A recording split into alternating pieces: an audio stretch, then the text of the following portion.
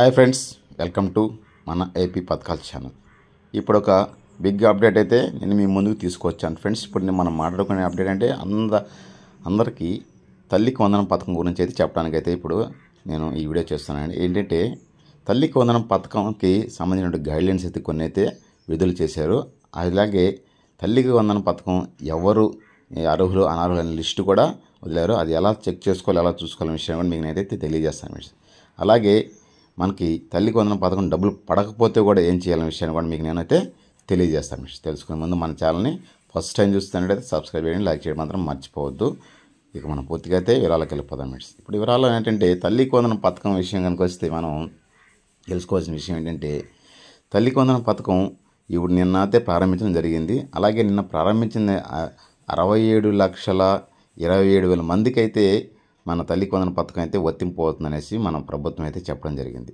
అంతేకాకుండా ఇక ఒకటో తరగతిలో జాయిన్ అయిన వాళ్ళకు కూడా, అలాగే ఇంటర్ ఫస్ట్ ఇయర్ జాయిన్ అయిన వాళ్ళకు కూడా ఈ పథకం వర్తింపు అయ్యేలాగా చూస్తామనేసి ప్రభుత్వం అయితే చెప్పడం జరిగింది. అది ఎలాగని వాళ్ళకి ఎప్పుడు ఇస్తారనే విషయం కూడా తెలియజేస్తాను ఫ్రెండ్స్.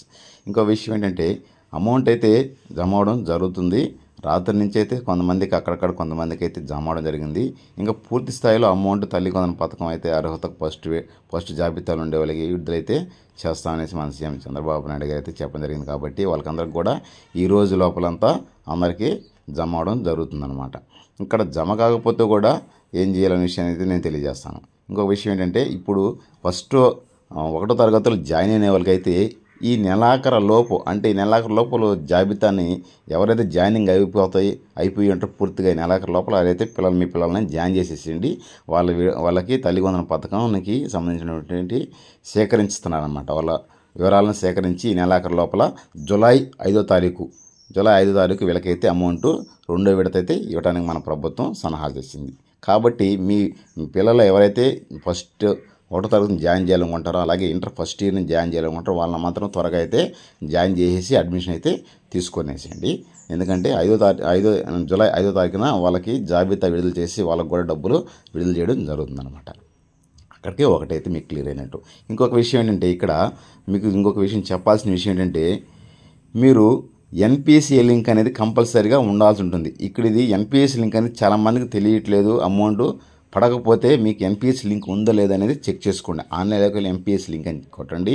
తర్వాత కొంచెం కింద క్లోజ్ చేసి అంటే కస్టమర్స్ అనేసి ఉంటుంది.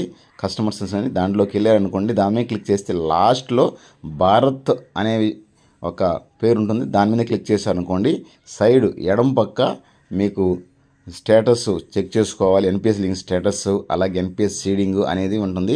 స్టేటస్ చెక్ చేసుకుంటే ఆధార్ ఫోన్ నెంబర్ లింకు ఏదైనా ఉంటుందో ఆ నెంబర్కి అయితే ఓటీపీ వస్తుంది అనమాట. అది మీరు అలా చెక్ చేసుకునే విధానంగా ఓటీపీ కొడితే మీకు ఎన్పిఎస్ లింకు ఎనేబుల్ ఉందా, డిజేబుల్ ఉందా, యాక్టివ్ ఉందా, ఇన్యాక్టివ్ అనే విషయం అయితే దాన్ని చూపిస్తుంది. యాక్టివ్లో ఉంటే ఓకే, ఎనేబుల్ ఉంటే ఓకే. డిజేబుల్లో ఉన్నదనుకోండి, అలాగే ఇన్యాక్టివ్లో ఉందనుకోండి, మళ్ళీ దాన్ని సీడింగ్లోకి వెళ్ళి మీరు ఏ బ్యాంక్ అయితే ఉంటుందో ఆ బ్యాంక్ని సీడింగ్ చేసుకోవాల్సి ఉంటుంది అనమాట. తర్వాత అక్కడికి అది ఎన్పిఎస్ లింక్ అలా చేసుకోవడం జరుగుతుంది. ఇంకో విషయం ఏంటంటే మీకు వీడియో కూడా నేను ఇక్కడ చూపిస్తాను. ఎన్పిఎస్ లింక్ వీడియో కూడా మీకు నేను చూపిస్తాను. ఇంకొక విషయం ఏంటంటే ఇప్పుడు మనం అక్కడికి ఎన్పిఎస్ లింక్ అనేది క్లియర్. ఇప్పుడు ఇంకో విషయం ఏంటంటే స్టేటస్ అంటే మన పేరు ఆన్లైన్లో ఉందో లేదా, తల్లి పేరు ఆన్లైన్లో ఉందో లేదనే విషయాన్ని మాత్రం తెలుసుకునే విధానం అయితే మనకి ప్రభుత్వం వెసులుబాటు కల్పించింది. అది ఎలాగంటే మీరు గూగుల్కి వెళ్ళి ఎన్బిఎం అని కొట్టారనుకోండి, బెనిఫిషరీ స్టేట్మెంట్ పేమెంట్ అనేసి వస్తుందన్నమాట. దాని మీద క్లిక్ చేశారనుకోండి, అది కూడా నేను వీడియో పెడతాను చూడండి. అది కొట్టారనుకోండి, తర్వాత మీకు అక్కడ ఆధార్ నెంబర్ పైన సెలెక్టెడ్ అవుతుందన్నమాట. ఏంది తల్లికి వందనం ఏందనేది. తల్లికి వందనం సెలెక్ట్ చేసుకున్న తర్వాత 25-26 స్టేటస్ ఉంటుంది. దాని 25 సంవత్సరం 26 సంవత్సరం విద్యా సంవత్సరానికి సంబంధించినటువంటి ఉంటుంది. దాన్ని క్లిక్ చేసుకోండి, ఓకే. తర్వాత ఆధార్ నెంబర్ అడుగుతుంది. ఆధార్ నెంబర్ కొట్టిన తర్వాత ఓటీపీ అడుగుతుంది. ఆధార్కి ఫోన్ నెంబర్ ఖచ్చితంగా ఉండాల్సి ఉంటుంది. ఆధార్కి ఓటీపీ అడుగుతుంది. ఆ ఓటీపీ తర్వాత వెరిఫికేషన్ చేస్తే అక్కడ పేరు వస్తుంది. తల్లికి వందనం వాళ్ళ పేరు, తల్లి పేరు, బెనిఫిషరీ అనే వాళ్ళ పేరు మాత్రం వస్తుంది. ఎక్కడగా స్టూడెంట్ పేరు అయితే రాదు. ఎందుకంటే తల్లి పేరు ఆన్లైన్లో ఉందా లేదా, మన పేరు ఎలిజిబుల్లో ఉన్నామా లేదా అనే విషయాన్ని అయితే తెలుసుకునేదానికైతే వెసులుబాటు ఉంది. కాబట్టి అలా దాన్ని చెక్ చేసుకోవచ్చు. మీకు వీడియో కూడా పెడతాను చూడండి కావాలంటే. అలా దాన్ని తల్లికి వందనం చెక్ చేసుకోవచ్చు.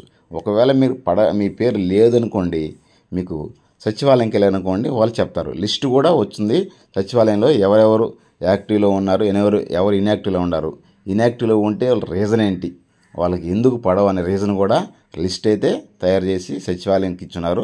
ఒకసారి మీరు సచివాలయంలో అక్కడ బోర్డులో అంటించుంటారు, లేదా వాళ్ళు పేపర్లను చూపిస్తారు, చూసుకోవచ్చు మీరు లిస్టులో మీ పేరు ఉందో లేదనే విషయాన్ని కూడా అక్కడ సచివాలయం సిబ్బంది చెప్తారు.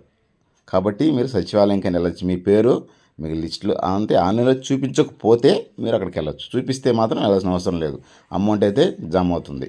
అమౌంట్ జమ కాకపోతే ఎన్పిఎస్సి లింక్ ఉంది అనేది లేదనేది మాత్రం చెక్ చేసుకోండి. ఎన్పిఎస్సి లింక్ ఉంటే మాత్రం ఖచ్చితంగా అమౌంట్ అనేది జమ కావడం జరుగుతుంది ఫ్రెండ్స్.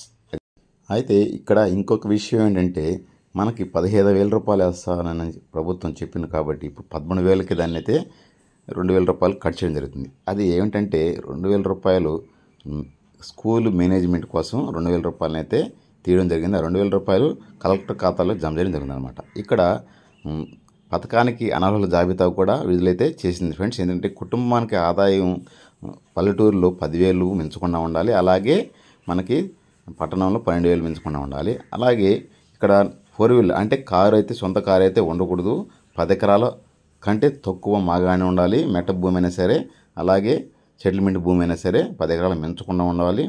అలాగే ఇంకొక విషయం ఏంటంటే 75% హాజరు పట్టిక ఖచ్చితంగా అయితే ఉండాలి విద్యార్థికి. ఈ సంవత్సరం నుంచి తీసుకుని నెక్స్ట్ ఇయర్ నుంచి కూడా అది కూడా వర్తింపు అయితే ఖచ్చితంగా అవుతుంది.